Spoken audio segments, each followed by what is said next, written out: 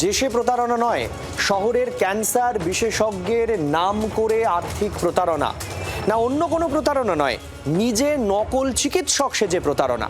আর এবার আসল চিকিৎসকের কাছে টাকা ফেরতের দাবিতে আসতো ফোন। বাধ্য হয়ে আসল চিকিৎসক থানার কাছে গেলেন, কিন্তু প্রশ্ন হচ্ছে নকল চিকিৎসক ধরা পড়বে কবে? কে নকল কে আসল এক লহমায় চেনা দায়। ইনি কলকাতা শহরের খ্যাতনামা ক্যান্সার বিশেষজ্ঞ ইন্দ্রনীল চট্টোপাধ্যায়। ঠাকুরপুকুরে বিখ্যাত এক ক্যান্সার হাসপাতালের সঙ্গে যুক্ত।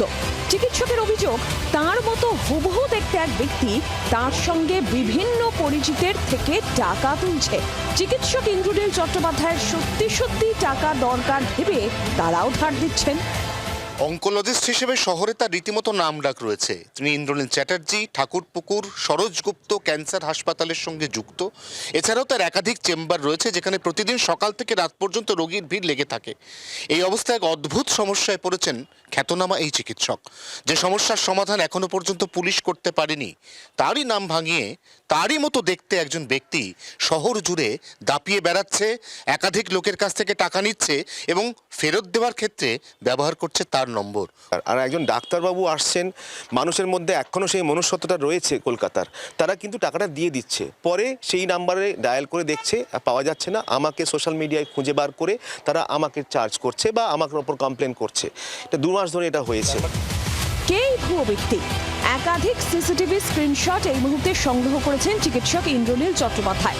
তিনি এই ব্যক্তিকে চেনেন না বলেই জানিয়েছেন।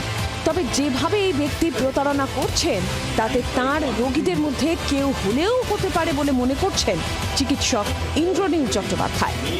এটা বোঝা খুব মুশকিল, তবে হ্যাঁ, আমি ঠাকুরপুকুর ক্যান্সার হসপিটালের সাথে যুক্ত, আমি ওখানে কাজ করি। অনেক রুগী আমার সংস্পর্শে আসে, অনেকে আমার নাম্বার পায় বা আমার সাথে কথা বলে ইন্টারঅ্যাক্ট করে। সেখান থেকেই হয়তো তারা আমাকে পিক আপ করেছে বা সেই ভদ্রলোক পিক আপ করেছে।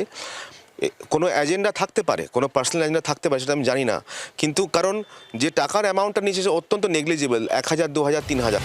চিকিৎসক ইন্দ্রনীল চট্টোপাধ্যায়ের বেশ ধরা নকল চিকিৎসক, প্যাথোলজিক্যাল ল্যাব থেকে শুরু করে বিভিন্ন ওষুধের দোকান, সাধারণ মানুষ সকলের কাছ থেকে অর্থ ধার করছেন।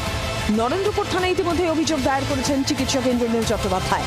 চলছে পুলিশি তদন্ত, কিন্তু কবে ধরা পড়বে আসল চিকিৎসকের বেশ ধরা নকল চিকিৎসক? প্রশ্ন ইন্দ্রনীলের।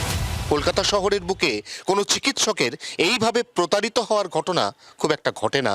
সে কারণেই পুলিশ এখনো পর্যন্ত তদন্তের স্বার্থে গোটা বিষয়টি নিয়ে মুখ খুলতে নারাজ। জি 24 ঘন্টার জন্য ক্যামেরায় জয়ন্তর সঙ্গে অয়ন, কলকাতা। বাংলার আওয়াজ, বাঙালির আবেগ, জি 24 ঘন্টা।